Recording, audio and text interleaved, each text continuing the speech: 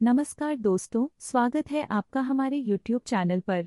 आज हम बात करेंगे भगवद गीता के 6ठे अध्याय की 8वीं श्लोक की। यह श्लोक हमें सिखाता है कि आत्मा की संतोषी अवस्था में कैसे रहना है। अगर आपको हमारा यह वीडियो पसंद आए तो कृपया लाइक करें और हमारे चैनल को सब्सक्राइब करें। चलिए शुरू करते हैं आज का वीडियो। योगी तु आत्मा रति आत्मा आत्मा तुष्टः सदा तुष्टः। योगी जो आत्मा में रति रखने वाला है और जो अपने आत्मा में संतुष्ट रहता है वह सदा संतुष्ट रहता है। इस श्लोक में भगवान श्री कृष्ण बताते हैं कि एक सच्चा योगी वह है जो अपनी आत्मा में रति रखता है। इसका अर्थ है कि जब हम आंतरिक सुख में रहते हैं तो हम बाहरी परिस्थितियों से प्रभावित नहीं होते। आत्मा की गहराइयों में जाकर जब हम अपने आप को समझते हैं तब हम सच्चे संतोष की अवस्था में पहुंचते हैं। यह श्लोक हमें सिखाता है कि भौतिक सुखों की बजाय आत्मिक संतोष अधिक महत्वपूर्ण है। जब हम खुद को जान लेते हैं तो हमें किसी बाहरी चीज की आवश्यकता नहीं होती। एक बार की बात है, एक छोटे से गांव में एक साधु बाबा रहते थे। उनका नाम था संतोषी बाबा। संतोषी बाबा हमेशा खुश रहते थे, चाहे जो भी परिस्थिति हो। एक दिन गांव में एक लड़का जिसका नाम था आर्यन अपने पिता के साथ संतोषी बाबा के पास आया। आर्यन ने कहा, बाबा, मैं हमेशा दुखी रहता हूँ। मेरे दोस्त मुझे पसंद नहीं करते और मैं पढ़ाई में भी अच्छा नहीं कर पा रहा।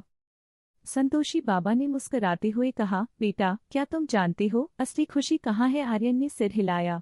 बाबा ने कहा, खुशी तुम्हारी आत्मा में है। तुम क्यों अपने बाहरी दुनिया से प्रभावित होते हो? जब तुम अपने भीतर देखोगे तब तुम जानोगे कि असली सुख क्या है। आर्यन ने सोचा, लेकिन बाबा, यह कैसे संभव है? बाबा ने कहा, चलो मैं तुम्हें एक कहानी सुनाता हूँ। एक समय की बात है, एक राजकुमार था जो हमेशा खुश रहना चाहता था। उसने सभी भौतिक सुखों का आनंद लिया, लेकिन फिर भी वह संतुष्ट नहीं था। एक दिन उसने एक साधु से मिलकर आत्मा की गहराई में जाने का निर्णय लिया।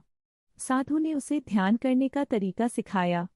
राजकुमार ने जब ध्यान किया तब उसने अपने भीतर सुख का अनुभव किया। वह समझ गया कि असली सुख बाहरी चीजों में नहीं बल्कि आत्मा में है। आर्यन ने उत्सुकता से पूछा, तो बाबा, क्या मैं भी ऐसा कर सकता हूँ? संतोषी बाबा ने कहा, बिल्कुल बेटा, तुम्हें बस अपने भीतर झांकना है और आत्मा में रति रखनी है। आर्यन ने बाबा की बातों को ध्यान से सुना और ध्यान करने का निर्णय लिया। धीरे धीरे उसे समझ आ गया कि असली संतोष आत्मा में है और उसने अपने जीवन में बदलाव लाना शुरू किया।